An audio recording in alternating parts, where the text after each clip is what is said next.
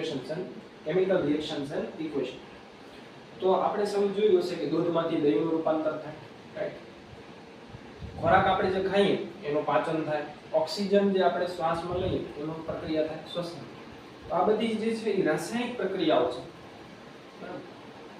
પણ સાહેબ હવે તમે કહી દીધું રાસાયણિક પ્રક્રિયાઓ છે, પણ અમારે માની થોડી લેવાય.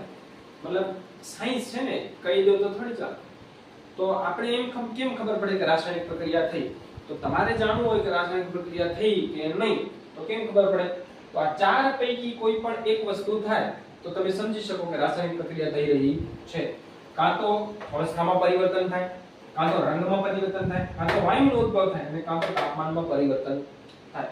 આ ચાર પૈકી કોઈ એક પણ વસ્તુ થાય એટલે તમે કહી શકો કે રાસાયણિક પ્રક્રિયા થઈ રહી છે, બરાબર.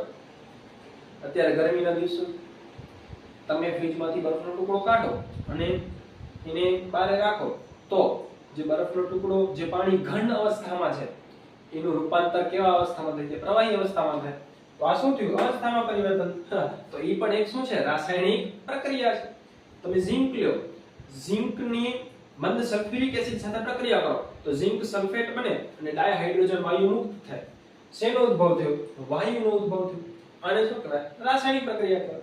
આવી જ રીતે કોઈ પ્રક્રિયા થતી હોય એના રંગમાં પરિવર્તન થાય તો બી એને શું કહી શકો? રાસાયણિક પ્રક્રિયા કહી શકો. કોઈ પ્રક્રિયા થતી હોય એના તાપમાનમાં પરિવર્તન થાય, યા તો તાપમાન વધે યા તો તાપમાન ઘટે, તો એને હું શું કહી શકું? રાસાયણિક પ્રક્રિયા કહી શકું.